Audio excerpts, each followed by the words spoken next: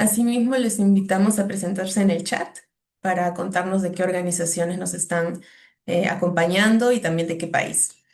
Este webinar lo hemos titulado Anticoncepción de Emergencia, experiencias y retos en su implementación y tiene como objetivo diseminar los resultados del programa Acceso en materia de anticoncepción de emergencia en América Latina, con énfasis en la experiencia en Perú, y también presentar los nuevos lineamientos de la OMS para el uso de la anticoncepción de emergencia.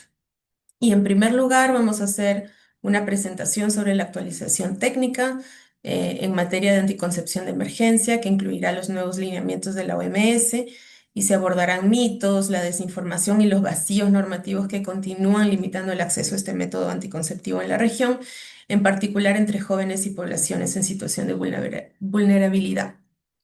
Después se van a presentar los resultados regionales del programa Acceso, así como la proyección de un video que documenta las experiencias que se tuvo en este programa y avances en América Latina, destacando su contribución al fortalecimiento de acceso a métodos anticonceptivos y al trabajo de incidencia en la sociedad civil. Finalmente, se va a compartir experiencias en la promoción de la anticoncepción de emergencia, destacando cómo la generación de evidencia, el trabajo con farmacias y proveedores de salud y el diálogo con tomadores de decisiones han contribuido a mejorar el acceso y a posicionar el tema en la agenda pública. Vamos a reservar también un espacio para contestar preguntas, así que si van surgiendo dudas durante las presentaciones, les invitamos a irlas dejando en el chat para luego retomarlas. Entonces, para comenzar, quiero darle la palabra a Rosina Guerrero, quien es psicóloga y especialista en sexualidad en la adolescencia y en salud y derechos sexuales y reproductivos. Es integrante fundadora y actual directora ejecutiva de PROMSES, desde donde lidera estrategias de incidencia para el avance de políticas públicas con enfoque de derechos humanos e igualdad de género. Es además autora y vocera institucional en diversos espacios y medios de comunicación y ella nos va a presentar una actualización sobre la anticoncepción de emergencia y la nueva normativa de la OMS al respecto. Adelante, Rosina. Voy ¿Qué a dejar de tal? Gracias, compartir. Jimena. Muy buenos días con quienes se han conectado a este espacio. Gracias por ello. Y para mí es un gusto estar aquí compartiendo el espacio con compañeras de Flora y compañeros de PAI, ¿no? Con quienes en los últimos años hemos venido trabajando para profundizar el acceso de la anticoncepción oral de emergencia, aunque ustedes sabrán que Perú tiene una larga tradición y batalla para lograr este insumo anticonceptivo en los servicios públicos de salud, ¿no? 20 años costó estar en tribunales defendiendo este insumo para que no solamente esté en las farmacias, sino también esté en cada servicio de salud público a nivel nacional y se garantice su gratuidad en ese sentido.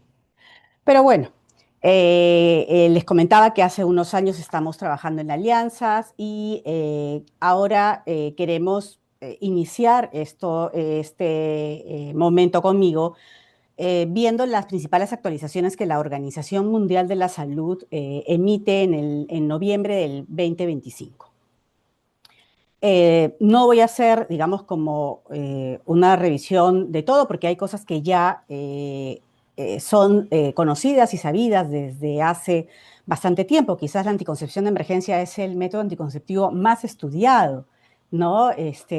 Por todo, digamos, la ofuscación y todo lo que se convirtió como un método emblemático para las mujeres, pero también para sectores que no están a favor de los derechos de las mujeres.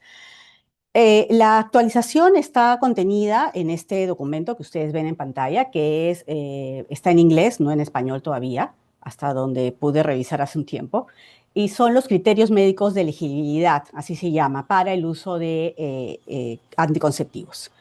Este manual, este documento que emite la Organización Mundial de la Salud se va actualizando año a año y en realidad contiene todos los métodos anticonceptivos disponibles. Nosotros vamos a ocuparnos de lo que pasa en anticoncepción oral de emergencia.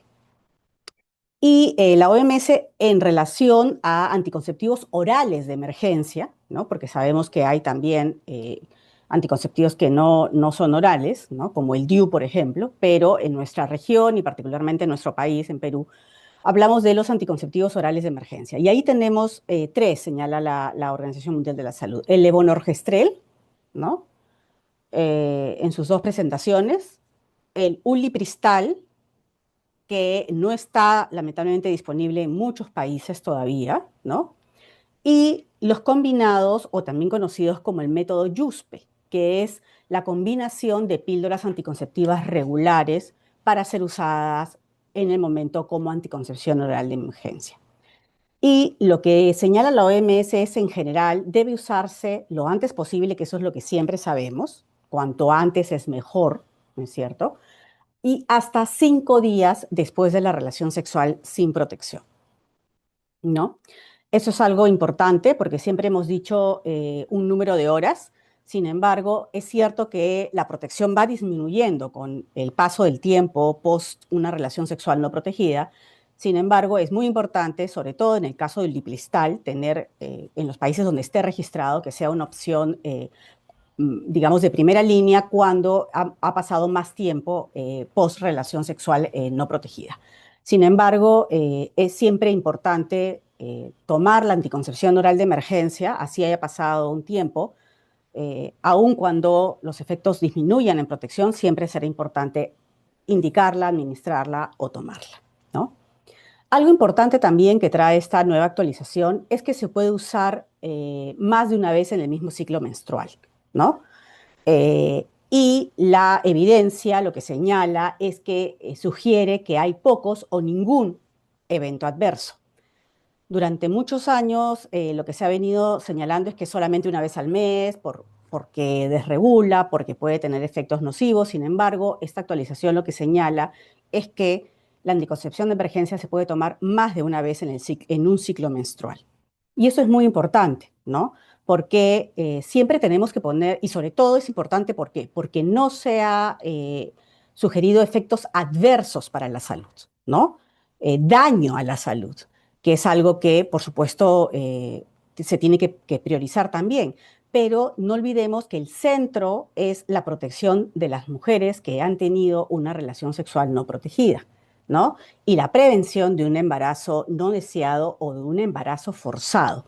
Entonces, si nosotros ponemos en el centro el derecho de las mujeres, de las niñas, es importante tomar en consideración esta recomendación que ahora hace la Organización Mundial de la Salud para asegurar el método a quien lo necesite, cuantas veces lo necesite. Algo también importante que no es nuevo, pero sí es como importante señalar, ya se conocía de que no tenía efectos si es que la anticoncepción de emergencia se tomaba durante el embarazo para el desarrollo fetal, ¿no? Pero ahora lo que se incluye, que es algo muy importante, es para la mujer, que se sabía, y el desarrollo infantil posterior, ¿no? Ya, digamos que se señalaba, no hace daño al desarrollo fetal, pero sí a la persona que ha nacido, ¿no?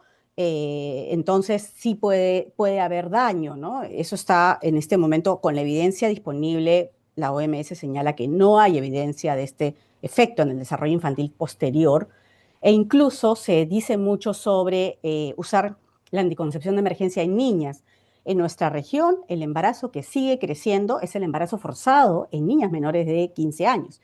Desde 10 años ya hay casos reportados en muchos países. Entonces, también es importante tomar en consideración que estas niñas que están en desarrollo, por supuesto físico, mental, social, ¿no? En su desarrollo humano, muchos proveedores profesionales decían, no, si le puede hacer daño, puede causar daño a su salud, un daño irreversible, pues este desarrollo infantil también tiene que entenderse, no solamente con el nacimiento y el desarrollo en los primeros meses o años de vida, sino también a las niñas que han sido víctimas de abuso sexual. Y entonces es particularmente importante esto que se señala en el documento, ¿no? Y por supuesto algo que se ha debatido y que ha estado en debate no solamente para este método anticonceptivo, sino también para otros métodos anticonceptivos, es el tema del peso corporal de las mujeres o de las personas con capacidad de gestar, ¿no? Y ahí lo que señala esta actualización es que hay información limitada, ¿no? Como para para dar una recomendación de uso o no uso. Sin embargo, puede haber menor eficacia en personas con un EMC corporal igual o mayor a 30, aunque señala esta actualización sin problemas de seguridad. Es decir, lo que se coloca es un tema de eficacia, pero no de seguridad del método para la mujer que lo necesita en este momento. Entonces, desde el punto de vista de los derechos, creo que esta actualización es como sumamente importante para difundirla, para conversarla. Y creo que algo que notamos y que ya pasó como a revisar rápidamente, la siguiente, por favor, es que nosotras hicimos una investigación, hicimos un estudio. La siguiente, ¿me ayudan, por favor?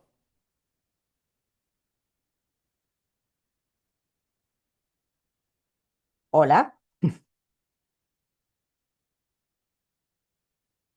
Bueno, les sigo comentando mientras que funciona el PPT. Eh, Nosotras en Perú hicimos, en Promsex hicimos una investigación sobre la información, sobre las prácticas que tenían proveedores de salud respecto a la anticoncepción de emergencia. ¿Por qué?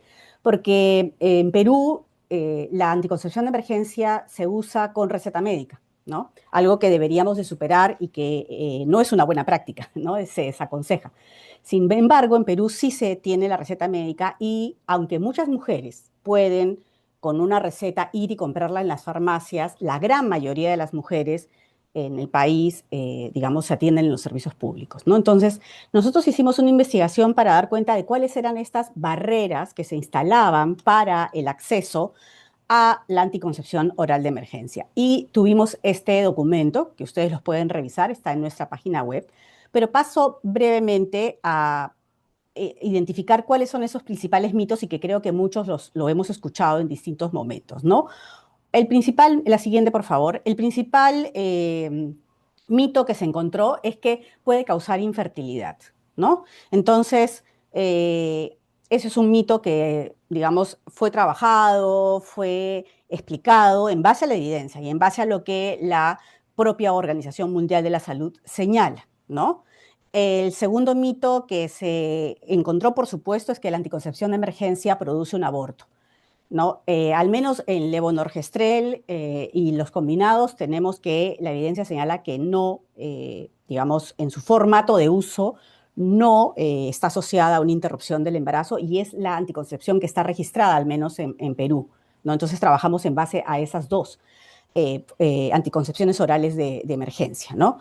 El tercer mito que también se encontró es que los efectos secundarios son graves y pueden provocar alteraciones hormonales permanentes. No sé si ustedes han escuchado esto de la bomba hormonal, ¿no? Que se señala que es, digamos, y que tiene estragos como catastróficos en la salud y de las mujeres o de las personas que lo consumen, ¿no? Entonces, no hay evidencia de desequilibrios hormonales permanentes ni afectaciones a la salud a largo plazo. Se trabajó mucho esto. Estas son materiales que trabajamos informativos en base al estudio, pero que yo los quería presentar así. La siguiente, para terminar con el formato de... No, creo que nos hemos saltado una, pero no importa. Esa. El uso de la OE más de 2 veces al año puede ser peligroso. Esto ya lo hemos mencionado de cara a a la evidencia y a las recomendaciones de la Organización Mundial de la Salud. El quinto mito presente o desinformación que tenían los profesionales de salud es que está prohibida para la adolescencia, ¿no? Porque su cuerpo aún no está preparado. Y aquí trabajamos mucho en la evidencia, en los criterios de elegibilidad de la Organización Mundial de la Salud, que dicho sea de paso, son poco conocidos por los profesionales de la salud. Para muchos era una novedad tener el disco, este disco que es muy usado de criterios de elegibilidad y ver ahí a la indicación de emergencia y otros métodos, ¿no? Y es algo que se tomó en consideración también con la evidencia de que no causa daño, pero que en todo caso, cuáles serían los daños de un embarazo, ¿no? O de un embarazo forzado y cuál es más beneficioso y cuál es más ético en todo caso, ¿no? Hubo dos tipos de trabajos ahí. Y lo otro es que los efectos secundarios de la OE son graves y pueden provocar alteraciones hormonales permanentes, ¿no? Bueno, nosotros trabajamos con profesionales de salud, capacitamos cerca de 130 profesionales de salud y 300 jóvenes también. La siguiente, por favor.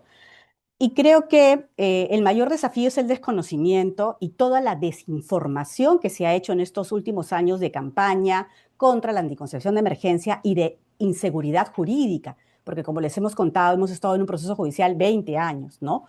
Pero definitivamente creo que recoger las palabras luego de este proceso de fortalecimiento y de conversación con profesionales de la salud es que ahora brindan información clara y sin prejuicios. Ellos mismos reconociendo que estos eran prejuicios, desinformación, cosas que han ido escuchando y que han ido captando, pero también, ojo, que han salido de sus propias universidades, de las propias aulas donde ellos han estudiado.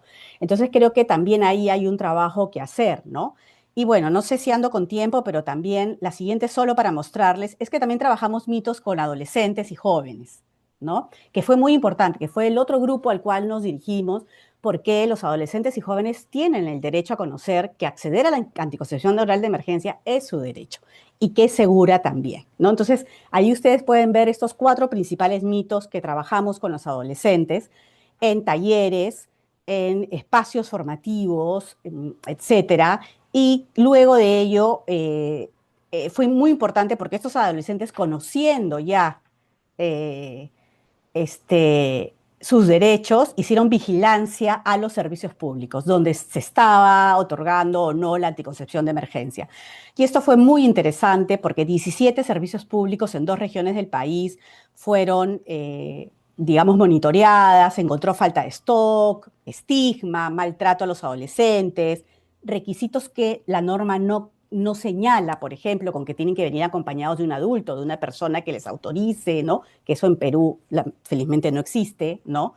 Y fue muy importante este acto de ciudadanía y creemos que con ello hemos colaborado a que, sobre todo, quienes es una población altamente vulnerable, como las adolescentes y los jóvenes, conozcan sus derechos, vayan a solicitar la anticoncepción de emergencia y tengamos profesionales de salud que sí saben hoy reconocer qué es un prejuicio, qué es un mito y qué es la evidencia. Y de verdad que esto ha sido fenomenal. Yo solo cierro invitándoles, Jiménez, si vamos a la última, a que visiten el sitio web especializado en anticoncepción oral de emergencia, la última, esta es la campaña, hay materiales que ustedes pueden revisar, pero me quedo solo al final con la web que tenemos especializada en anticoncepción de emergencia para adolescentes y para profesionales de salud, donde ustedes pueden encontrar muchísimo material disponible. Y gracias, gracias por la atención. Gracias, Rosina, por compartir esta información tan importante. Quizá para muchos es novedad y para otros no tanto, pero nos sirve como marco también para pasar ya experiencias un poco quizá más concretas en la región y para eso le doy la palabra a Fernando Torres, quien es gerente de programas para América Latina en PAI, donde lidera la iniciativa regional Acceso, enfocada en fortalecer la incidencia y las políticas públicas en salud y derechos sexuales y reproductivos. Él cuenta con más de 12 años de experiencia en salud pública, relaciones gubernamentales e incidencia en distintos países de América Latina y otras regiones y trabaja de manera cercana con socios para promover el acceso equitativo a estos derechos especialmente para mujeres, jóvenes y comunidades indígenas. Y Fernando nos va a presentar el programa de acceso que se ha estado desarrollando en nuestra región. Adelante, Fernando. Bueno, muchas gracias, Jimena. Antes de iniciar la presentación, me gustaría antes que nada agradecer a Forolac y también a nuestros socios de Flora Tristán y de Promsex, que hemos venido trabajando de manera muy cercana, y a Forolac sobre todo por organizar estos espacios para difundir las actividades que todos estamos realizando. Antes de entrar de lleno en lo que es el programa Acceso y cómo se vincula esto con la anticoncepción oral de emergencia, quisiera brevemente mencionarles cuál es nuestra organización en una lámina, muy sencillo, para que tengan quizás los antecedentes de quiénes somos. La lámina, por favor, de PAE, de nuestra organización.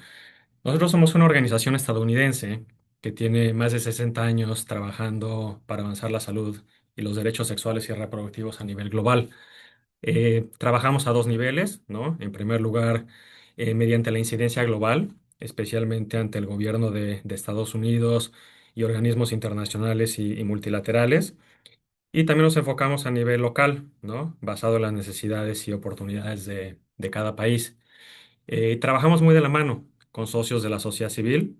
Impulsamos resultados en política, en financiamiento, en acceso y en rendición de cuentas de los sistemas de salud. Nuestro enfoque tiene, digamos, tres ejes claves, ¿no? En primer lugar, el compromiso, ¿no? Movilizar la voluntad política y los recursos, ¿no? Para asegurarnos que los derechos sexuales y reproductivos sean una prioridad en los gobiernos, ¿no? El acceso, es decir, garantizar los servicios de salud sexual y reproductiva de manera equitativa y de calidad. Y el movimiento, ¿no? El movimiento de base, ¿no? Amplificar las voces, la evidencia y el liderazgo local. ¿Y cómo hacemos esto? Muy brevemente, invertimos en un ecosistema fuerte de organizaciones de la sociedad civil. Como decía, amplificamos las voces y los resultados y promovemos soluciones y asistencia técnica, de política y de financiamiento que hagan que el acceso a la salud sexual y reproductiva sea real, sea sostenible y sea efectivo. Y hemos trabajado por supuesto, en Estados Unidos, pero lo hacemos también de manera muy cercana en América Latina, en Asia, en África, en donde hemos financiado y brindado asistencia técnica a más de 70 socios en cerca de 35 países. Siguiente, por favor. Muy brevemente, también valdría la pena destacar por qué nuestro trabajo en América Latina es importante, ¿no?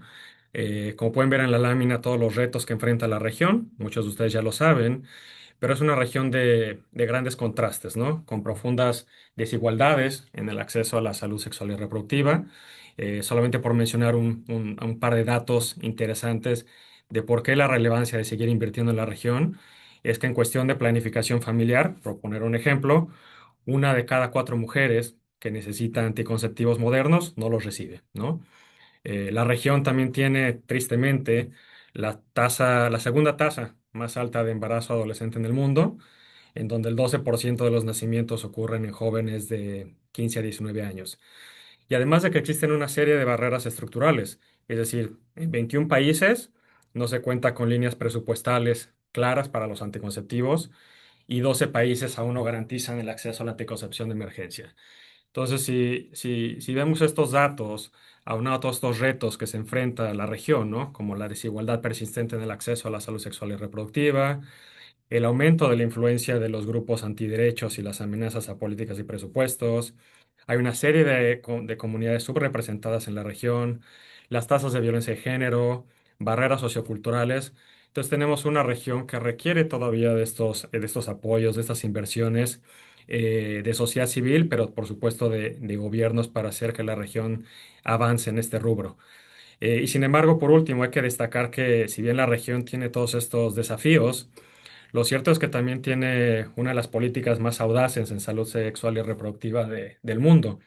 Entonces es una región de claroscuros, como lo vemos, con políticas muy restrictivas, pero al mismo tiempo con políticas sumamente novedosas que son, al mismo tiempo, pueden ser replicadas en muchas otras regiones, incluida Estados Unidos. Siguiente lámina, por favor. ¿Y cuál es la estrategia de PAI, de nuestra organización, para trabajar al menos en la región? Hemos desarrollado un enfoque, el enfoque acceso, que voy a mencionarlo un poquito más adelante, que es un enfoque unificado, ¿no? Para avanzar la salud sexual y reproductiva en América Latina. No es una intervención aislada, ¿no? Es un enfoque integrado. Trabajamos con muchos socios en el que se integran cuatro pilares, ¿no? Cuatro pilares que hemos identificado como los pilares fundamentales del programa, que son educación, alfabetización de derechos, la incidencia política, la rendición de cuentas de los sistemas de salud y la acción comunitaria. Y trabajamos muy de cerca con organizaciones de la sociedad civil, con jóvenes, con líderes comunitarios y con tomadores de decisión para ampliar el acceso a anticonceptivos. Como decía, nos enfocamos mucho en los jóvenes, en las comunidades indígenas, rurales y afrodescendientes, que son muchas veces las comunidades subrepresentadas y más vulnerables en nuestra región. ¿Y qué buscamos finalmente? ¿Cuáles son los objetivos del programa? Pues buscar la reducción en los embarazos adolescentes, un mayor acceso a la anticoncepción, especialmente a la anticoncepción oral de emergencia, tener cadenas de suministro más sólidas, ¿no? Trabajando con diversos socios y por supuesto fortalecer el liderazgo juvenil porque vemos en los jóvenes este sector que puede realizar el cambio que estamos buscando en América Latina. Y cabe destacar, ¿no? que la anticoncepción oral de emergencia finalmente es un componente crítico, pero desgraciadamente subutilizado en muchos de nuestros países, ¿no? Y el ejemplo de Perú es uno de ellos, del derecho a decidir. Siguiente lámina, por favor. Eh, el modelo acceso, como decía, tiene cuatro pilares fundamentales, ¿no? Tenemos el tema de la información, ¿no? La alfabetización en salud y derechos sexuales y reproductivos, que a mayor información, esto generará una mayor demanda de servicios disponibles y de calidad. Tenemos el aspecto de incidencia en políticas y financiamiento, ¿no?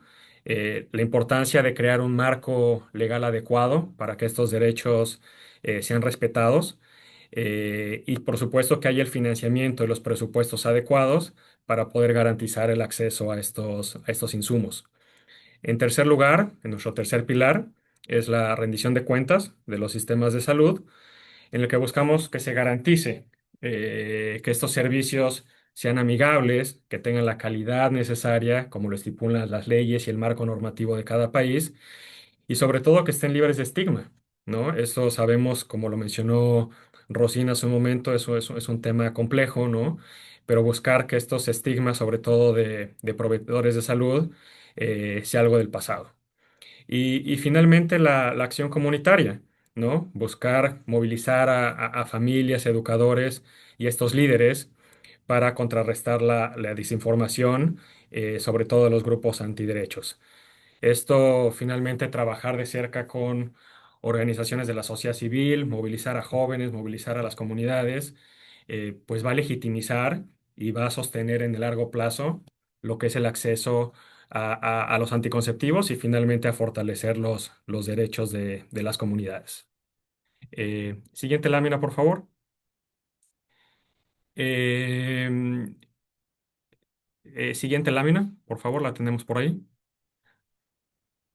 Bueno, vamos a hablar sobre el tema de la alfabetización, ¿no? De un poco destilar los diferentes pilares con los que tenemos, con los que estamos trabajando. Y en el tema de la alfabetización en en salud sexual y derechos sexuales y reproductivos, ¿cómo lo vinculamos con la anticoncepción oral de emergencia? No sé si podemos poner la siguiente lámina, Anabel, por favor. Eh, Listo. Bueno, en cuanto a la alfabetización de salud y derechos sexuales y reproductivos, tenemos que se busca el aumento del conocimiento de los derechos, ¿no? Esto finalmente ayuda a combatir los mitos, la desinformación y empodera a los jóvenes, a las mujeres, a los pueblos indígenas y afrodescendientes. Y desarrollamos esto a través también de campañas y de proveer información en lenguas originarias, que no solo informa, ¿no? Sino que habilita a estas comunidades a exigir los servicios de calidad y ejercer derechos. ¿Y cómo impacta esto a la anticoncepción oral de emergencia? Pues en primer lugar incrementa la demanda informada, ¿no? de las comunidades, reducirá el estigma asociado a la AOE, lo que mencionaba Rosina hace un momento, y permite exigir este acceso oportuno que tan importante es, sobre todo en comunidades aisladas y rurales en nuestros países. Siguiente lámina, por favor. En tema de incidencia en políticas y financiamiento, se busca promover estas reformas legales y normativas que si bien muchos de nuestros países las han desarrollado, ¿no? Porque tenemos políticas muy audaces, en la práctica, desgraciadamente, muchas veces están en papel y no en la práctica no están ahí, ¿no? Se busca que estas políticas finalmente tengan el financiamiento adecuado para los insumos y que fortalezca la rendición de cuentas gubernamental. Estos eventualmente se traducirá en compromisos a nivel nacional y también estatal en programas y recursos más concretos que son fundamentales para garantizar el acceso. ¿Y cómo impacta esto a la OE? Pues se garantiza la inclusión, ¿no? Con políticas públicas, pero sobre todo con financiamiento asegurar este financiamiento y la compra de los insumos, ¿no? Por parte de las autoridades gubernamentales e impulsar la implementación efectiva de las leyes. Siguiente punto, por favor. Como tercer pilar del programa, buscamos la rendición de cuenta de los sistemas de salud, ¿no? Buscamos fortalecer a la sociedad civil, a las organizaciones con las que trabajamos, que funjan como observadores, como controladoras de los sistemas de salud, que se enfoquen en este monitoreo, ¿no? Monitoreo de las organizaciones a los servicios de salud, pero también el monitoreo comunitario, ¿no? De los centros de salud, de las cadenas de suministro, de los servicios para jóvenes y también eventualmente capacitar a los proveedores que están ahí en las trincheras, ¿no? Proveyendo estos servicios. ¿Y cómo impacta esto a la AOE? Pues se asegura que la AOE esté disponible en los establecimientos de manera oportuna, proveyendo servicios de calidad. Se busca que se reduzcan las barreras que los proveedores muchas veces tienen, sobre todo en las comunidades rurales y aisladas de América Latina, y mejorar la calidad de atención para jóvenes y mujeres. Y finalmente, como el último punto, la acción comunitaria, en el que tratamos de movilizar a estas comunidades, ¿no? A través del apoyo de nuestros socios, buscar estas alianzas con docentes, ¿no? Importantísimo, con líderes comunitarios, con las redes juveniles, para combatir los estigmas y combatir sobre todo la oposición de los grupos antiderechos, ¿no? De grupos conservadores que se oponen a este tipo de políticas y de los derechos de las mujeres. Y también buscar normalizar entre estas comunidades, ¿no? Normalizar las conversaciones sobre salud sexual y reproductiva, que todavía hay muchos mitos, sobre todo en las comunidades indígenas y también en las comunidades afrodescendientes. Esto eventualmente reforzará la legitimidad, ¿no? La sostenibilidad y la capacidad de resistencia frente a los retrocesos que estamos viviendo en muchos de nuestros países. ¿Y esto cómo impacta a la OE? Pues reduce el estigma social, genera este apoyo comunitario tan importante, ¿no? Algunos de los trabajos que venimos realizando en Perú en el que las mujeres, lideresas comunitarias, apoyan a mujeres más jóvenes y al fortalecimiento de las redes y el liderazgo juvenil. Entonces, a grandes rasgos, esos son nuestros cuatro pilares del programa Acceso, con los que hemos venido trabajando de manera muy cercana con nuestros socios en América Latina y particularmente en Perú. Y ahora, muy brevemente, la siguiente diapositiva, por favor. Mencionarles muy brevemente los países en los que estamos trabajando y algunos de los logros y proyectos que hemos realizado en los cuatro países en los que estamos trabajando. En Perú, gracias a la alianza que hemos forjado con el Centro de la Mujer Peruana Flora Tristán y con Promsex, pues hemos logrado este incremento y conocimiento de la OE, sobre todo en comunidades indígenas y comunidades rurales. Todo esto a raíz de, como saben, del fallo del Tribunal Superior de Justicia de Perú, que garantiza la OE de manera gratuita. Y se ha buscado hacer un trabajo muy cercano con proveedores, con lideresas comunitarias y con farmacias para desmitificar el uso de la anticoncepción oral de emergencia. En México trabajamos con dos socios también de manera muy cercana, que son el Observatorio de Mortalidad Materna y la Organización de Origen Indígena Zapoteca y Afrodescendiente Mano Vuelta, en la que buscamos integrar los contenidos de salud sexual y reproductiva en programas educativos. Se ha desarrollado también una serie de cajas de herramientas en lenguas indígenas, ¿no? Que han sido adoptadas por el Gobierno Nacional en México, particularmente por el Consejo Nacional de Población, y tiene un enfoque el programa dirigido a las comunidades indígenas y afrodescendientes.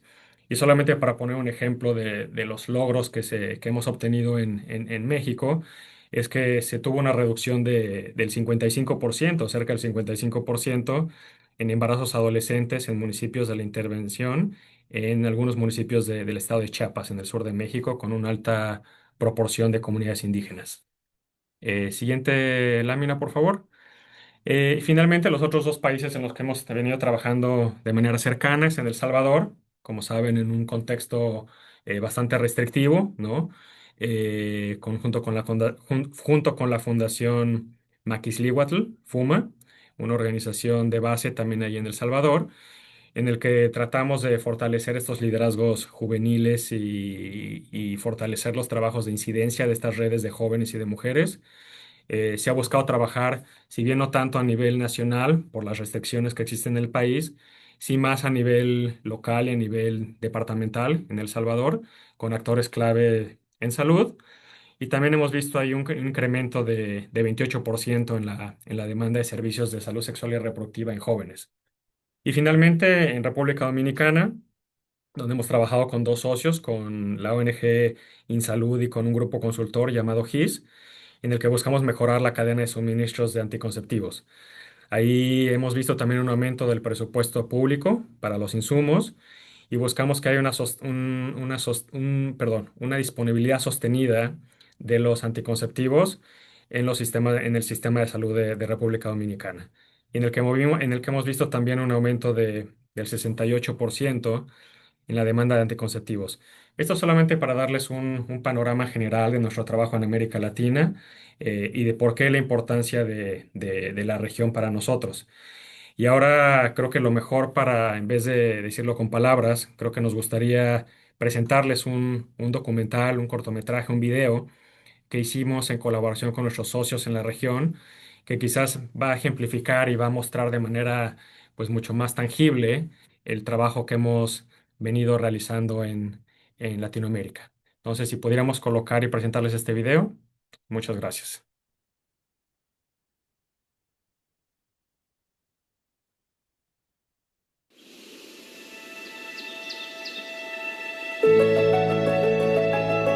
Para mi hija, lo que yo más sueño es que ella crezca y ella verla convertida en una niña que tenga conciencia, que se sepa valorar. Sentir que tengo el control de mi cuerpo y de mi propia vida es autonomía. Tengo el poder de decidir y la decisión solo es mía y de nadie más. En toda América Latina, una nueva generación de jóvenes vive en un momento decisivo. Sus futuros han estado demasiadas veces condicionadas por factores fuera de su control. La desinformación, las barreras de acceso y la negación de sus derechos básicos a la salud sexual y reproductiva. Pero, ¿qué pasaría si existiera un modelo diferente? El modelo acceso es un enfoque probado que fortalece el poder desde la base, invirtiendo en las comunidades locales para que impulsen el cambio que ellas mismas demandan. Es un movimiento que crece y se expande desde las zonas rurales hasta las capitales y de un país a otro.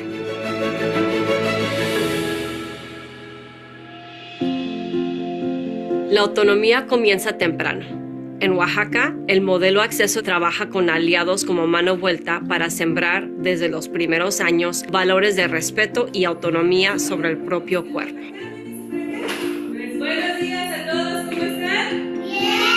Creemos que abordar la educación integral en sexualidad desde la niñez es fundamental para prevenir situaciones de riesgo.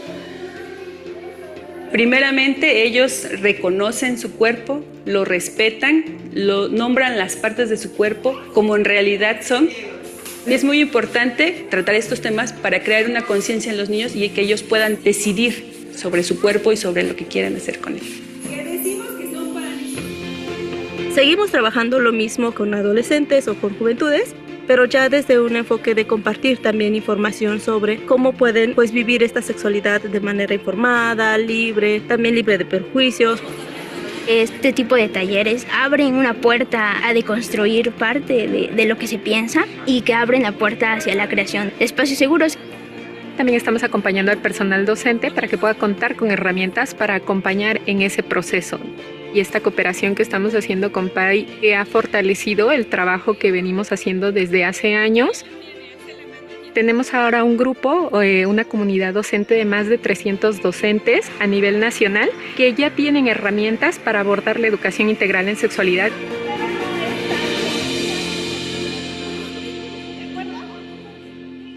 Y cuando esas semillas de conocimiento se cultivan a lo largo de los años, se convierten en una nueva generación de líderes. Por ejemplo, en la región de los Altos de Chiapas, las jóvenes que antes se beneficiaron de esta información, ahora son quienes las comparten en sus comunidades. Me fui incorporando acá porque me invitaron a un taller. El acceso a la información. Y aunque al principio me dio un poco de miedo, me acuerdo que en ese primer taller pues no participaba yo. Me daba miedo. Si levanto mi mano y me equivoco, ¿qué van a decir? Me gustó desde el primer momento, me gustó la temática y la modalidad, la convivencia entre los que capacitaban y los otros amigos adolescentes. En verdad es muy grato ver a jóvenes ayudando a jóvenes. Eso genera una relación, una conexión y claro que se manifiesta un cambio sustancial. Los cambios que veo con los jóvenes es que ahora tienen más valor, son como más libres. Aunque se mire pequeño el logro, para mí es un logro grande, porque si pierden el miedo a esto, pueden perder el miedo a muchas otras cosas. Creo que eso es lo más bonito de nuestro trabajo. Se ve que hay un cambio de inicio a fin. Ellos se van con el conocimiento de, ya saben, qué es derechos sexuales y reproductivos. Y también terminamos de la autonomía de tomar sus propias decisiones. Entonces ellos dicen, sí, voy a tomar mis decisiones pero informados.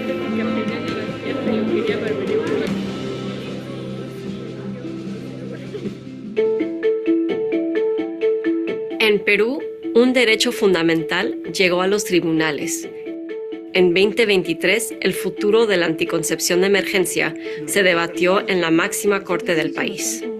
Esto tan simple, que existe en casi todos los países, en el Perú ha sido una odisea de leyes, de debates, de serias confrontaciones públicas. Lo más importante para nosotros, para que el Tribunal Constitucional entendiera, es que la anticoncepción oral de emergencia es una real alternativa para evitar embarazos no deseados o forzados. Histológico, bioquímico. Tuvimos la sentencia, tuvimos el dictamen, ganamos, pero esto no significó una respuesta efectiva e inmediata por parte del Ministerio de Salud. Siguen siendo obstáculos para que las personas, las mujeres, puedan disponer de la anticoncepción oral de emergencia. Las personas, la sociedad civil, son quienes exigen que el Estado pueda tener anticoncepción oral de emergencia, que lo brinde sin estigma, que tenga un stock necesario y se monitoree y se vigile si está dando el servicio adecuadamente y no se están vulnerando derechos. En las comunidades amazónicas de Perú, el modelo Acceso fortalece a socios locales para convertir ese derecho legal en una realidad tangible. El objetivo es el acceso oportuno de la anticoncepción oral de emergencia dentro del kit de emergencia como un derecho fundamental al que tienen que acceder las mujeres y las jóvenes del distrito. Y qué bonito ver esto. Antes del programa solamente sabíamos nuestros derechos fundamentales como el derecho a la vida, el derecho a la educación, pero no más que todo que va más allá sobre nuestros derechos sexuales.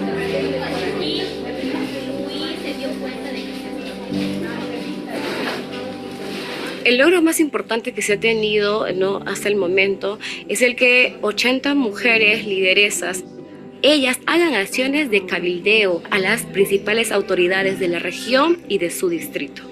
También que hagan vigilancia ciudadana en diferentes ámbitos de su espacio, centro de salud, postas, hospitales. Este es el anticonceptivo oral de emergencia. Ahora yo y mis amigas sentimos más confianza al asistir al centro de salud, porque así podemos recibir información sobre el anticonceptivo oral de emergencia. Sensibilizamos a su propia gente y esta gente transmite a las generaciones que vienen. En algunos lugares, alzar la voz exige valentía. En El Salvador, donde el camino para la juventud es a menudo riesgoso, la incidencia se convierte en un acto de resiliencia. La resiliencia implica esa capacidad de recuperarse. Estamos viviendo una etapa difícil en El Salvador. Lo que FUMA ha identificado con las mujeres jóvenes es la dificultad de que a su corta edad establecen una relación que produce un embarazo. Muchos de estos embarazos son producto de abuso. Yo estaba llena de miedo porque pues pensar en tener un hijo es bien difícil y aquí en este país pues las oportunidades son bien difíciles. En el contexto del tema de la salud nunca me he sentido segura, ni en ese momento ni actualmente no me siento segura. Entonces nace el esfuerzo de conformar una red de mujeres que habían transformado su vida. Algunas habían sido víctimas de violencia. La confianza de otras mujeres hacia mujeres lideresas de sus propias comunidades fortalecía esos vínculos. Me hacía sentir seguridad porque encontré personas en la red que yo pude confiar y que yo sé que en su momento ellas no me van a juzgar. Que lo más importante que he aprendido es a valorarme como mujer. Propició el hecho de que los jóvenes se pudieran organizar, que los jóvenes pudieran hablar y tuvieran una posición pública. Decir cómo y cuándo tener una relación. Ellas conocen bastante de las enfermedades, conocen de los derechos. Eso ha llenado la fortaleza de nosotros como red. El Salvador, la gente, su población, sus jóvenes, sus mujeres, valemos la pena y somos personas luchadoras con capacidad de recuperarnos ante los golpes. Cuando la incidencia tiene éxito, el impacto es transformador. En la República Dominicana, una victoria política histórica se siente hoy en clínicas y hogares todos los días. Hay un tema muy fuerte del embarazo en adolescentes en la República Dominicana. El proyecto Acceso vino a cambiar y empujar al gobierno a tener los métodos anticonceptivos cerca de la gente. Y comenzamos con el tema de incorporar los anticonceptivos a lo que llaman el SUGEMI, que es el sistema de manejo de medicamentos del país. La compra de los anticonceptivos estuviera blindada. A esta comunidad, que como sabemos es una comunidad vulnerable, había una alta incidencia de embarazos en adolescentes. A la llegada del programa acá, eso impactó de manera positiva a la reducción de embarazos en adolescentes. Fui al centro, una planificación. Tengo 14 años, normal, una chica joven. En mi vida no puedo salir adelante con un niño. Prefiero planificarme y regresar a la escuela sin ningún compromiso. Me siento bien porque me dieron informaciones que me siento orgullosa. Me siento en adelante con mi futuro, sobre mis padres y aquellas personas que han intentado analizarme y recogerme. Nací en esta comunidad. Mi principal anhelo, que todos los jóvenes puedan tener acceso a esta información y que puedan prevenir y poder seguir alcanzando sus metas y sueños. Michelle es una chica que quiere salir adelante, ver aquellos futuros que ella ha querido analizar, aquellos pasos que ella quiere llegar para llegar a otros niveles. El modelo Acceso de PAI no es una sola historia de éxito. Es un modelo diseñado para adaptarse, ampliarse y aplicarse en la lucha por la justicia donde más se necesite.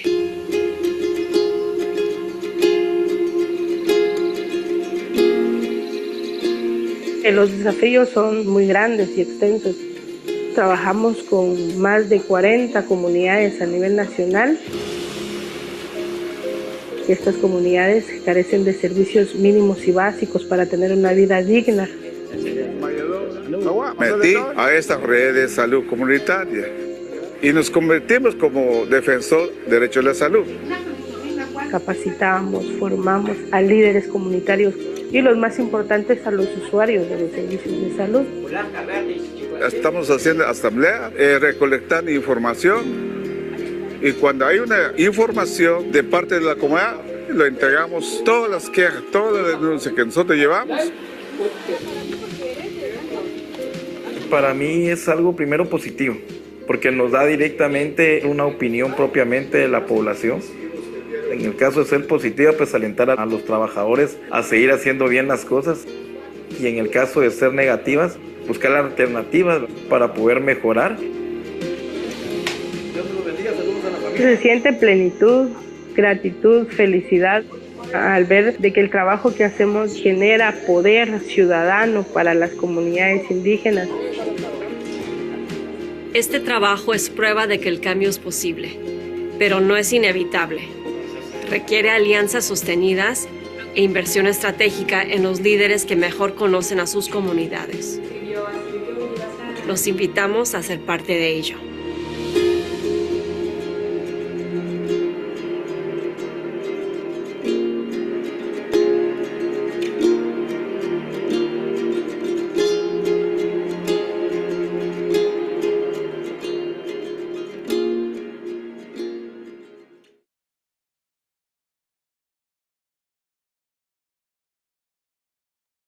Gracias, Fernando. Qué video tan inspirador. Creo que ha sido bueno verlo y escucharlo de las doctoras que han participado en este proceso. Y ahora, después de esta sección, vamos a aterrizar un poco más de lo regional a lo nacional y centrarnos en la anticoncepción de emergencia en Perú. Y para ello quiero invitar a tomar la palabra a Liz Meléndez, quien es socióloga y magíster en igualdad de género por la Universidad Complutense de Madrid y candidata a magíster en Derechos Humanos por la Pontificia Universidad Católica de Perú. Es especialista en la defensa y promoción de los derechos humanos de las mujeres y actualmente se desempeña como directora ejecutiva del Centro de la Mujer Peruana, Flora Tristán. Adelante, Liz. Muchas gracias, Jimena.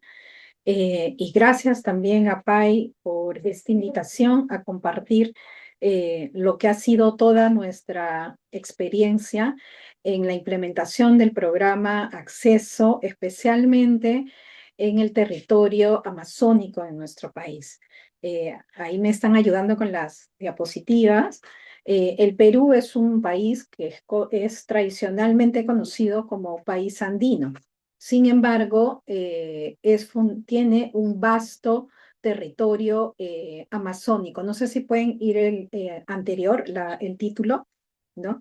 Este proyecto que se denominó esta intervención promoviendo estrategias feministas organizadas para el acceso a la anticoncepción oral de emergencia y los derechos sexuales y reproductivos en Ucayali, se implementó incorporando en la región Ucayali, que es una región amazónica. Como les decía, a veces el país se conoce como un territorio andino, pero tenemos un vasto, enorme territorio amazónico, que muchas veces es de los territorios más olvidados, ¿no? En ese sentido, la población, justamente muchas de las desigualdades estructurales se concentran también en esta población, incluyendo una de las dificultades, uno de los crímenes más terribles como es la violencia sexual. Concretamente se desarrolló en Ucayali con población indígena amazónica de la provincia de Coronel Portillo y se incluyó a población indígena de los pueblos Chipibo Conibo, Aguacún, Ayánica y Cacataibo. La siguiente, por favor. Bueno, acá un poco relevarles el contexto nacional, que ya digamos que es un contexto complejo en el Perú, pero que se relaciona mucho con el contexto global y regional que ya se ha mencionado, pero particularmente en el Perú atravesamos una crisis democrática en donde ha tenido mucho que ver el avance de discursos antiderechos fundamentalistas, en donde el ataque a la igualdad y los derechos sexuales y reproductivos ha sido, digamos, algo permanente, ¿no? En ese sentido, se han presentado importantes barreras para la implementación de la AOE, para la distribución del kit de emergencia en casos de violencia sexual, que además es un kit de medicamentos que incluye, en el caso peruano, la AOE, y para la implementación del protocolo de aborto terapéutico, ¿no? En nuestro país, los retrocesos son muchos, serían difícil de mencionarlos, pero uno de los más graves, digamos, en los últimos tiempos, es también normativa que intenta limitar el accionar de nuestras organizaciones y quitar el enfoque de igualdad de género de las políticas estatales. Paralelamente, tenemos un escenario en donde la violencia sexual es uno de los crímenes, digamos, lamentablemente más persistentes, con consecuencias de embarazos no solamente no deseados, sino forzados, Y, por ejemplo, concretamente en la zona en donde se ha desarrollado la intervención, se han presentado 128 casos de niñas menores de 14 años que han sido forzadas digamos, a maternidades, ¿no? Pero a nivel nacional llegamos a más de 1000 casos anualmente, ¿no? Ahora sí, la siguiente, por favor.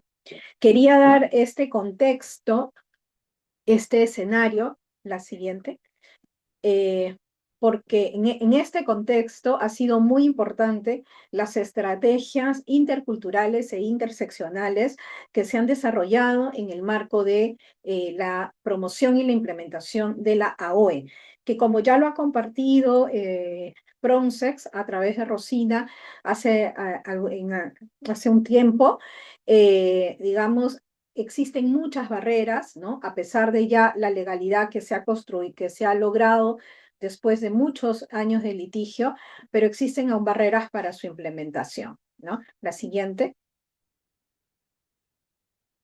Bueno, en cuanto a las estrategias que hemos logrado a través de esta intervención con el programa Acceso, tenemos un programa formativo intercultural, ¿no? De fortalecimiento de capacidades en lo que es AOE, el kit de emergencia, el protocolo base de actuación conjuntas, que son normativas, digamos, esta última, relacionadas a la articulación de los sectores para la atención, sobre todo, de los casos de violencia. Y como les dije, la incorporación o la participación de los pueblos amazónicos han sido fundamentales, ¿no?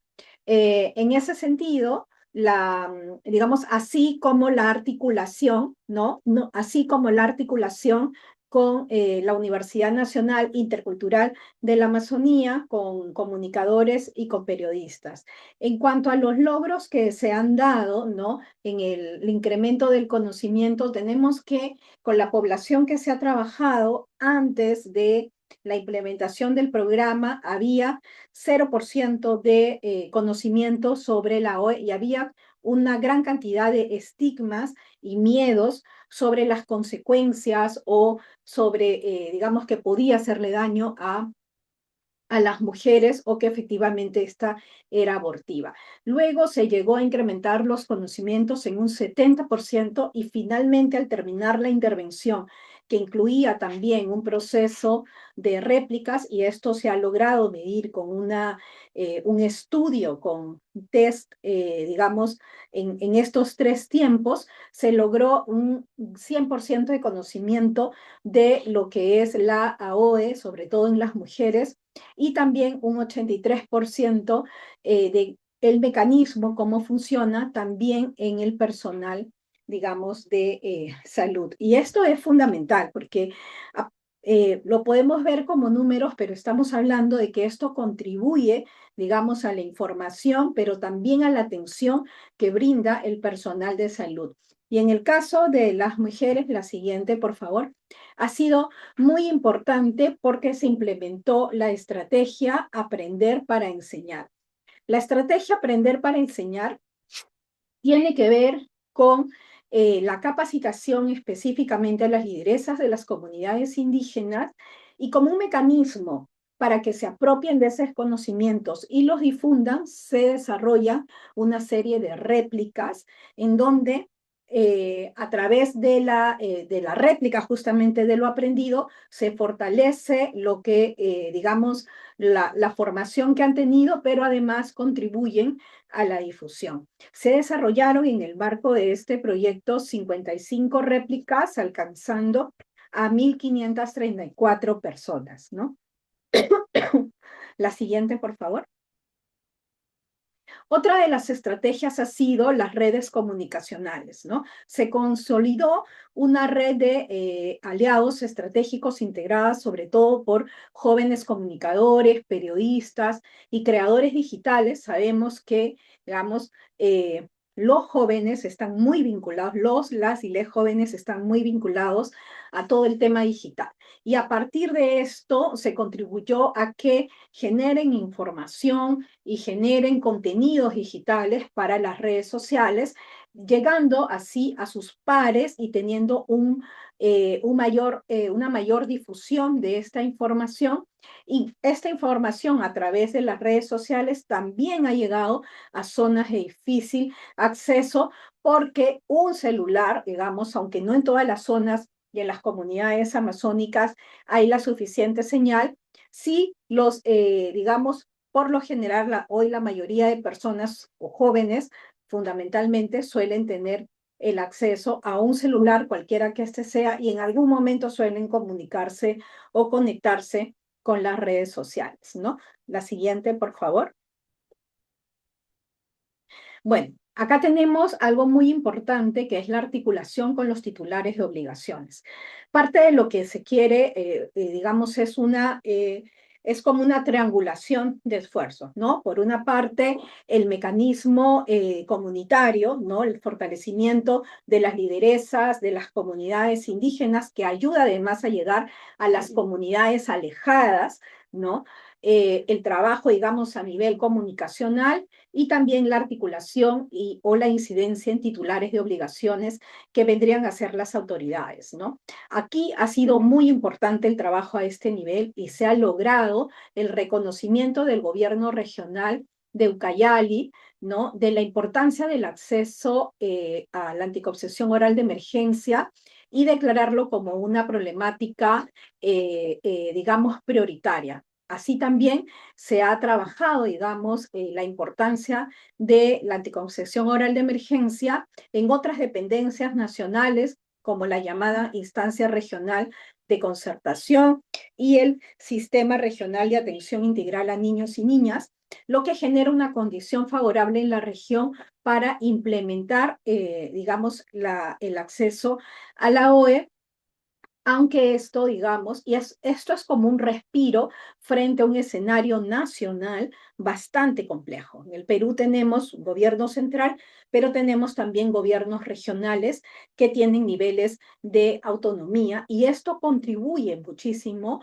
a, digamos, fortalecer la acción concreta en el territorio a pesar de los contextos regresivos a nivel nacional, ¿no? Espacios de concertación y de diálogo, como la Mesa de Concertación de Lucha contra la Pobreza, digamos, dio el respaldo a un informe que desarrollamos en el marco de esta intervención, y también a partir de ello se ha logrado fortalecer la coordinación entre los centros de emergencia mujer, en donde se atienden casos de violencia, también contra niñas, y los establecimientos de salud, que en el marco de nuestra normativa tienen la obligación de coordinar, ¿no? Entonces, esta parte ha sido como muy importante y ha sido apoyada, ¿no? Por las publicaciones que hemos hecho, por eso lo nombramos aquí como publicaciones para la incidencia, que tiene justamente que ver con esos reportes que dan sustento a la argumentación que nosotras estamos teniendo, ¿no? No solamente la argumentación frente a las autoridades, sino también en estas redes comunicacionales. Ha dado también elementos para los contenidos digitales, ¿no? Y se ha posicionado la intervención como una intervención clave en la región para también la atención de las niñas víctimas de violencia sexual, y para el acceso efectivo a los derechos reproductivos, digamos, de las mujeres, ¿no? Estas publicaciones han sido incorporadas dentro del Observatorio Regional de Violencia de Ucayali, ¿no? Que es impulsada por el gobierno regional, y acá de esta manera se evidencia justamente la articulación que se logró, digamos, con esta intervención, que es uno de los principales logros, ¿no? La siguiente, por favor.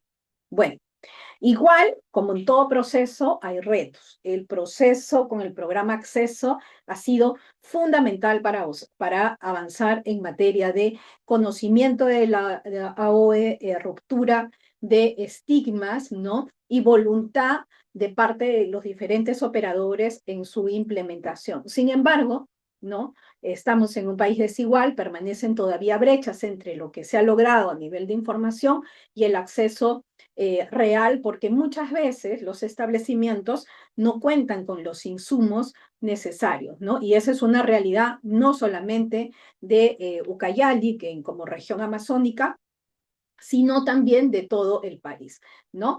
Hay que seguir trabajando en la articulación de estas dos instancias, ¿no? Del Centro de Emergencia Mujer y Familia y los establecimientos de salud para seguir mejorando la articulación.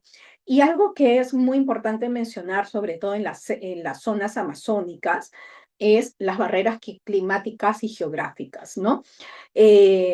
Las distancias, ¿no? Y los problemas climáticos son siempre un desafío, ¿no? Y hemos tenido también que acompañar la intervención de varias estrategias, tanto de seguridad como para poder llegar a la mayor cantidad de lideresas que puedan, digamos, llevar este mensaje en sus comunidades. Por ello es que digamos, en esta intervención se trabajó con más de 80 mujeres lideresas amazónicas de varios pueblos, ¿no?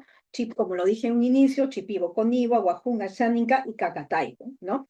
Y también se trabajó, digamos, con 30, aproximadamente 30 profesionales de salud y también en alianza con la Universidad Nacional Intercultural de la Amazonía para, digamos, lograr expandir el impacto, ¿no?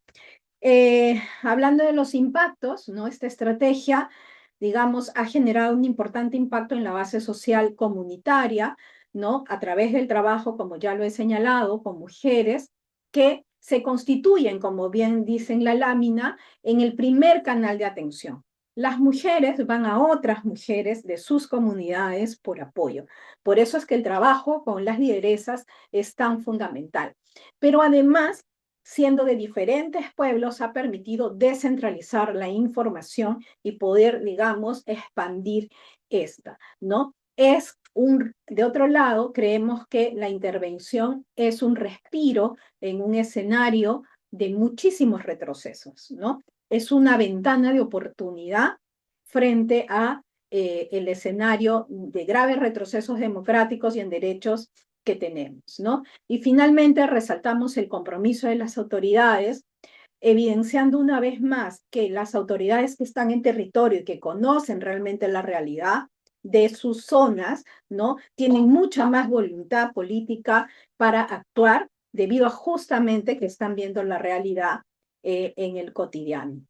Finalmente, la última diapositiva, creo que ya debo estar con el tiempo, ¿no? Agradecer a PAI, agradecer a todos los esfuerzos y a todo el equipo que ha desarrollado esta intervención en Flora Tristar y definitivamente confirmamos una vez más que el trabajo articulado con organizaciones de mujeres, con jóvenes, y con gobierno, es un trabajo que contribuye, ¿no? A cerrar brechas históricas de acceso, ¿no? Así que, y esto finalmente se traduce en mayor autonomía y mejores condiciones para las mujeres, las niñas y adolescentes. Muchas gracias.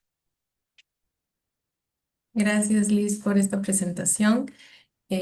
Ahora vamos a pasar una pequeña ronda de preguntas entre los panelistas que presentaron en este webinar y les hago la pregunta abierta a todos, a quienes quisieran responder, eh, ya que estamos hablando de estas intervenciones y del proceso y del programa Acceso, ¿cuáles fueron las mejores estrategias que tuvieron para la promoción de la anticoncepción oral de emergencia?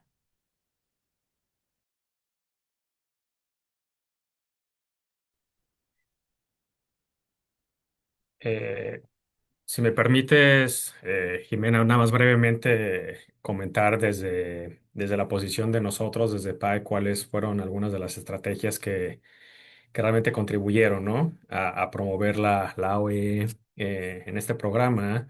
Y yo me gustaría enfocarme quizás en tres de ellas, ¿no? En primer lugar, uno es creo que el enfoque integral del modelo acceso, ¿no? Porque esta combinación de alfabetización, es decir, educación de derechos, hay un componente también de incidencia política. que eventualmente fortalece los sistemas de salud.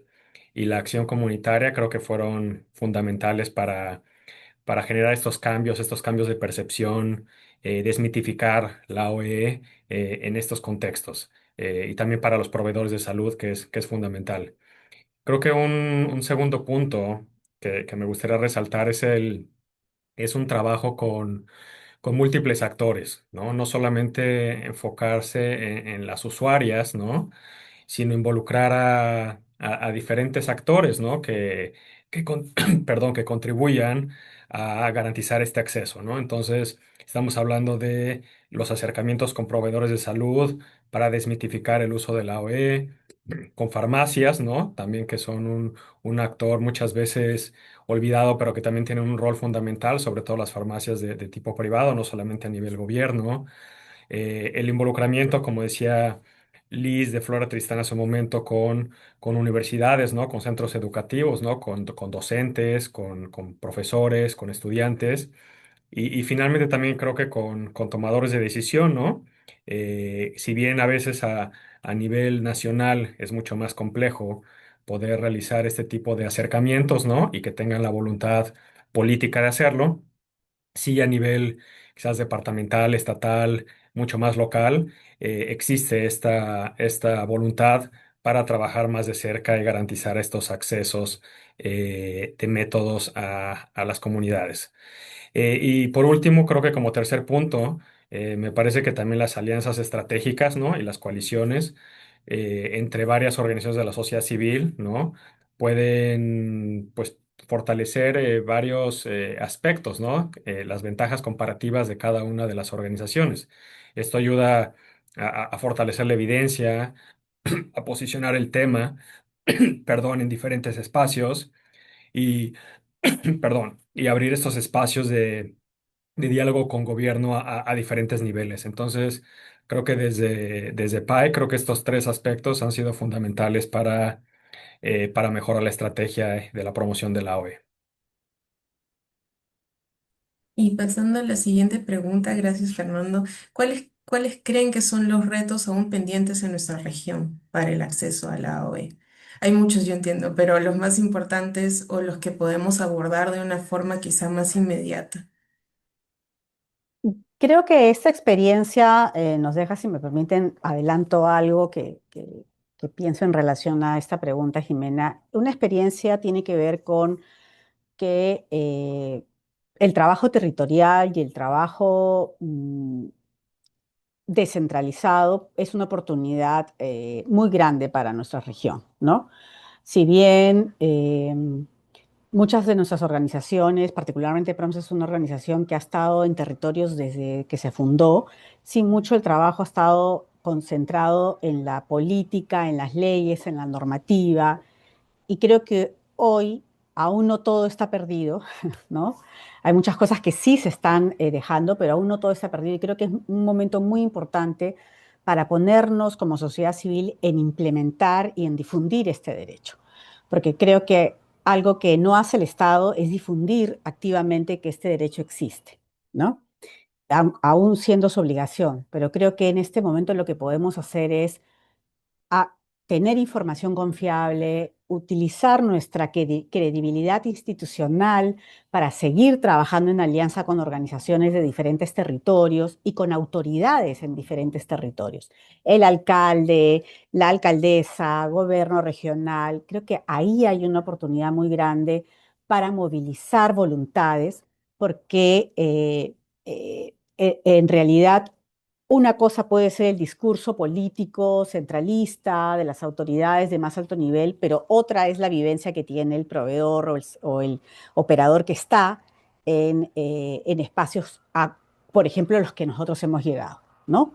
Que suelen estar muy abandonados por el centralismo, ¿no? Entonces sí creo que ahí hay una oportunidad. Los desafíos son muchos, ¿no? Cada vez más políticas regresivas, esto que se conoce como el backlash de género, es decir, este castigo, ¿no? O esta digamos, castigo desproporcionado y este retroceso en el reconocimiento de derechos y de perder sentidos comunes, ¿no? Que ahora ya no son tan comunes, como estar en contra de un embarazo forzado en una niña o en contra del feminicidio, etcétera, etcétera. Hay mucho que se está moviendo, pero sí creo que hay mucha oportunidad en no alejarnos de las comunidades. Es ahora el momento de estar con las comunidades, de estar en los territorios, haciendo un trabajo profundo, ¿no? De que esos vínculos y esas redes que todavía existen no se rompan y de movilizar el trabajo comunitario. Creo que es esencial articular servicios y comunidad en momentos como estos, ¿no? Tan duros que se están viviendo en muchos países de la región y, bueno, particularmente en Perú, que estamos viviendo un escenario realmente muy amenazante de autoritarismo también, y donde estas políticas quedan en el olvido, donde la salud queda en el olvido. Algo muy sintomático, y cierro con ello, en el contexto electoral peruano, salud no fue un tema prioritario para el debate electoral. Y creo que eso sí es muy preocupante, ¿no? Muy, muy preocupante.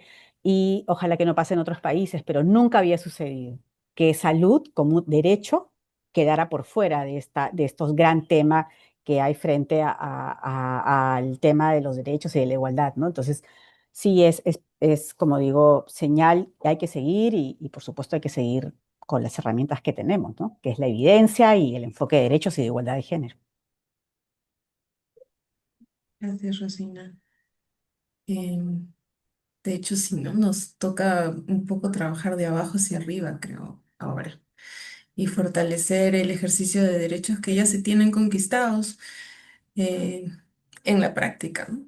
Y para ir terminando un poco el diálogo y para poder dejar todavía un espacio si hace falta para preguntas, quería pedirles algunas recomendaciones para la implementación de programas de anticoncepción de emergencia hoy en día, teniendo este marco que nos comentaba Rosina, teniendo los desafíos que también vienen regionales y globales, que no es solo nacional, pero que hay sí un retroceso fuerte, pero que podemos centrarnos, como dice Rosina, en el trabajo comunitario y en otros espacios que no habíamos quizá visto anteriormente con tanta prioridad.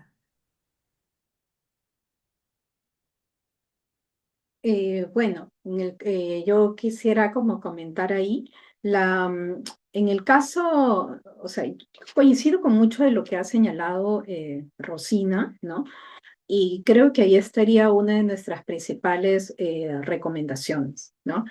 El trabajo territorial ha demostrado ser mucho más, bueno, son diferentes niveles, efectivamente, ¿no? En el trabajo nacional es necesario también hacerlo, ¿no? No es que no sea necesario, es necesario también avanzar en la incidencia de esos marcos garantistas que nos van a permitir actuar también en lo regional, pero tiene que ir también articulado de un fuerte componente territorial, porque como lo dije en mi exposición, que permita trasladar todo ese marco garantista nacional a implementarlo, digamos, en lo local de forma adaptada a las realidades. En América Latina las realidades son diversas, ¿no? Por ejemplo, no es lo mismo intervenir en la zona de la costa, no es lo mismo intervenir en la zona andina y mucho menos lo es en la zona amazónica, ¿no? Y dentro de estos territorios hay sus particularidades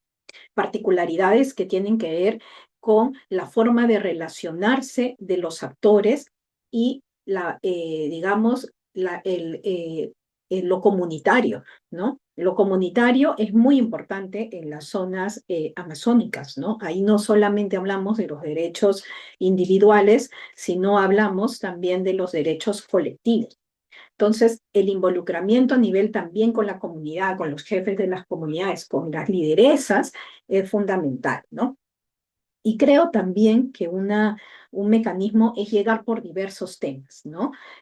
Cuando hablamos de la anticoncepción oral de emergencia, hay una dimensión que está muy vinculada también a la violencia, ¿no? Tanto como porque muchos de estos embarazos no deseados son forzados a través de crímenes, como es una violación sexual, como también luego con embarazos no deseados, las mujeres o adolescentes son más proclives a situaciones de violencia y de pobreza, ¿no? Entonces, relacionarlo esto con una dimensión mayor en la narrativa, ¿no? Es fundamental para lograr, digamos, un consenso más de la población y una preocupación, ¿no? Frente a lo que pasa. Y finalmente, el trabajo con jóvenes, que es fundamental a nivel de la construcción de nuevas narrativas, ¿no?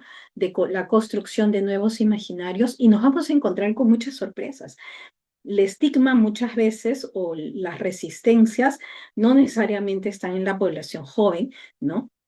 Sino, digamos, se intenta muchas veces captar a esta población, y hay que tener muchos cuidados con esos discursos fundamentalistas que están intentando también calar en la población joven, que tiene que ver con devolver a las mujeres a su rol únicamente, a su rol reproductor, entre comillas, ¿no? O al espacio de lo doméstico, ¿no? Entonces, esto está calando y hay también que combatirlo, y hay, digamos, importantes herramientas que con procesos como este se logran, ¿no?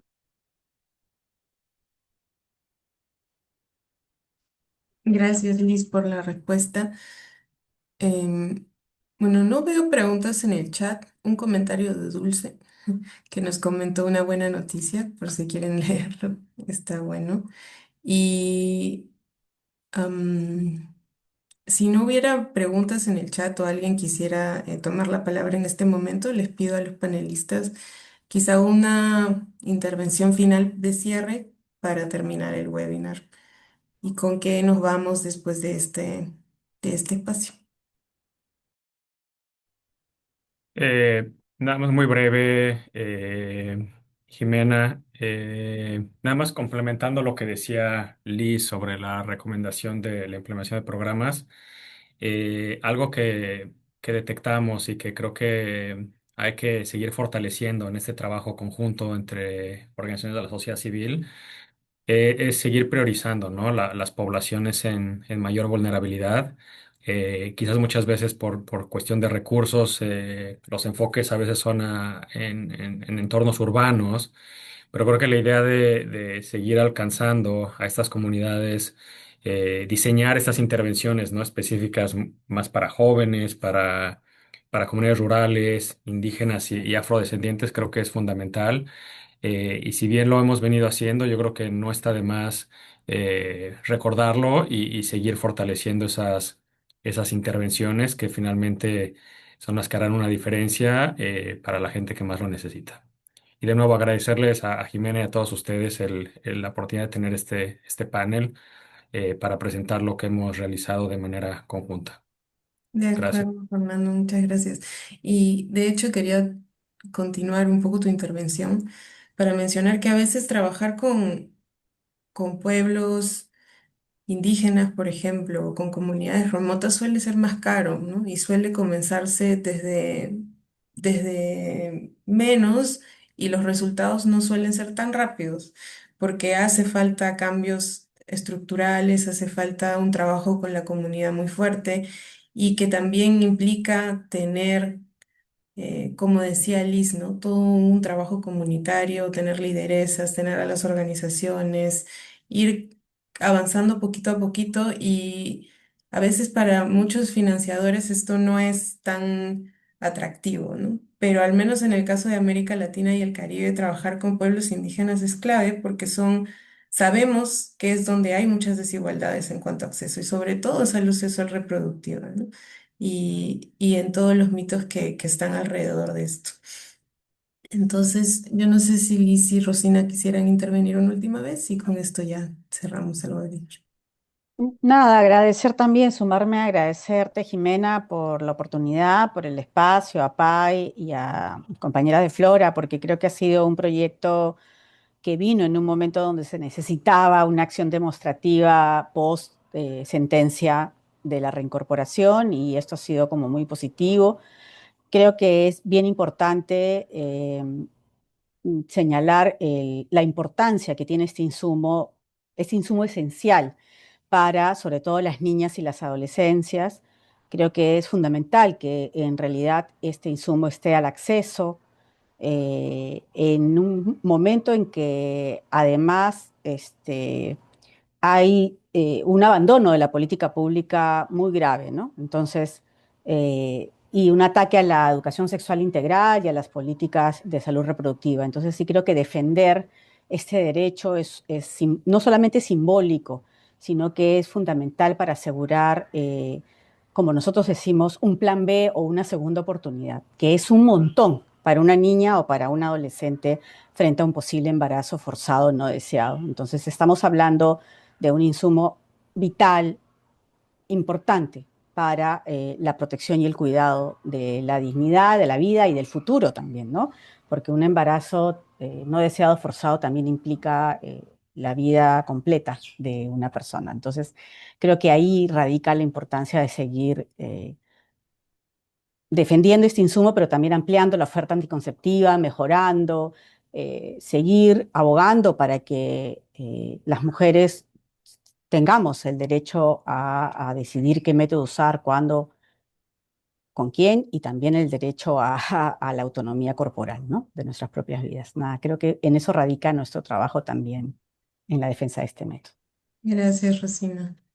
Sí, yo Martina. también me sumo al agradecimiento, Jimena, también a Fuerolac, a Pai, Fernando, a todas las colegas, a todos quienes están presentes, escuchando también lo que estamos compartiendo, porque en tiempos en donde digamos, la regresividad global en materia de derechos humanos es un hecho y una amenaza constante, oportunidades como estas funcionan como un oasis, ¿no? Un oasis de oportunidad para, digamos, impulsar estos procesos, ¿no? Y particularmente en la zona amazónica, ¿no? De nuestro país, ¿no? Que quiero relevar mucho por ser una de las zonas más olvidadas, ¿no? Es tan olvidado, ¿no? En el caso de Perú, que el Perú se conoce, como les decía al inicio, como un país andino. Y es un país que tiene, incluso podría considerarse más territorio amazónico que andino, ¿no? Entonces, es una posibilidad de llevar información, de llevar herramientas y de llevar posibilidad de implementación concreta de derechos a zonas con muchas dificultades, ¿no? Con muchas dificultades, y decirle a las autoridades locales, territoriales, regionales que existen, que esta población existe, que está siendo amenazada, ¿no? Por situaciones gravísimas y lamentablemente impunes de violencia sexual, ¿no? Entonces, la anticoncepción oral tiene una posibilidad de contribuir efectivamente a los embarazos no deseados, pero también de ser un mecanismo de protección para las niñas frente a los embarazos forzados, que es un drama terrible, y coincido con Rosina que este tema no ha estado presente en nuestro país, ¿no? En el contexto electoral, ¿no? Y en tiempos como los que tenemos, son las voces de la sociedad civil las que levantan estos temas, no son otras voces, ¿no? No son las autoridades, no, que digamos están en medio de pugnas políticas. Nosotras en el Perú se cambia presidente cada año más o menos, entonces tenemos una situación terrible de inestabilidad, en donde sí los gobiernos regionales, los gobiernos locales todavía presentan cierta estabilidad que permite, digamos, avanzar a este nivel y vincularlo ya con las estrategias nacionales, ¿no? Así que hay que seguir. Gracias. Gracias, Lizzy. Tenemos una mano levantada. Ya estamos sobre la hora, pero igual no queremos dejarlo. Así que, Tatiana, te doy la palabra súper rapidito y contigo terminamos el webinar. Pero no. Rápidamente, Ujú. ¿aló? ¿Me escuchan?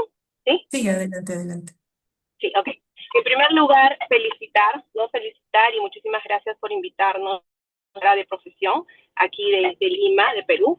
Y con DKT Perú presentes, es una organización civil, rápidamente para que lo puedan conocer, implementando y básicamente cuál es la misión de DKT, que cada año haya muchas parejas más protegidas y obviamente que traigamos a niños al mundo, obviamente niños deseados, y también cuántos y cuándo los queremos tener. Ese es básicamente el objetivo de DKT.